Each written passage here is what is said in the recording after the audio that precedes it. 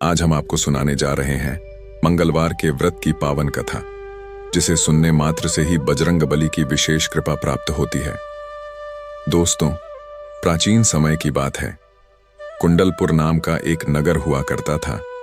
उसी नगर में आनंद शर्मा नाम का एक विद्वान ब्राह्मण अपनी पत्नी सुनंदा के साथ निवास करता था। ब्राह्मण दंपत्ति धन धान्य से संपन्न थे, लेकिन उनके जीवन में एक कमी थी, संतान सुख का अभाव। इस दुख से व्यथित होकर ब्राह्मण आनंद शर्मा प्रतिदिन जंगल जाकर हनुमान जी की कठोर तपस्या करने लगे।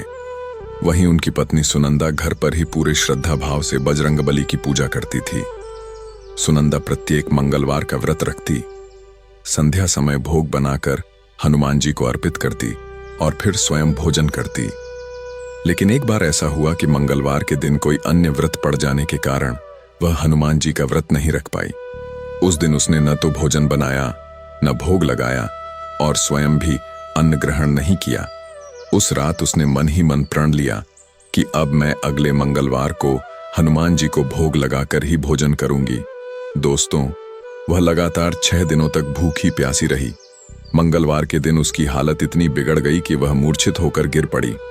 तभी बजरंगबली उसकी श्रद्धा, भक्ति और निष्ठा से प्रसन्न होकर प्रकट हुए और बोले, हे ब्राह्मणी, मैं तुम्हारी भक्ति से अत्यंत प्रसन्न हूं।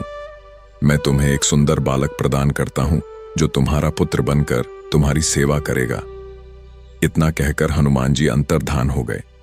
कुछ समय बाद सुनंदा को एक सुंदर बालक प्राप्त हुआ। उसने उस बालक का नाम रखा मंगल। कुछ समय पश्चात जब ब्राह्मण आनंद शर्मा जंगल से लौटे तो उन्होंने अपनी पत्नी के साथ एक सुंदर बालक को देखा। उन्होंने आश्चर्य से पूछा, यह बालक कौन है? सुनंदा ने कहा, मंगलवार के व्रत से प्रसन्न होकर हनुमान जी ने मुझे यह पुत्र दिया है। लेकिन ब्राह्मण को उसकी बात पर विश्वास नहीं हुआ। उसके मन में शंका उत्पन्न हो गई। एक दिन जब ब्राह्मण कुएं से पानी भरने जा रहा था तो उसकी पत्नी ने कहा, मंगल को भी अपने साथ ले जाइए।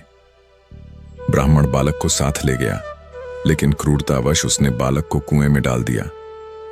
जब वह घर लौटा और पत्नी ने मंगल के बारे में पूछा तो कुछ कहने से पहले ही मंगल मुस्कुराता हुआ घर में प्रवेश कर गया। यह देखकर ब्राह्मण अत्यंत आश्चर्यचकित रह गया। उसी रात बजरंगबली ने स्वप्न में ब्राह्मण को दर्शन देकर कहा, यह बालक मेरा ही बाल रूप है।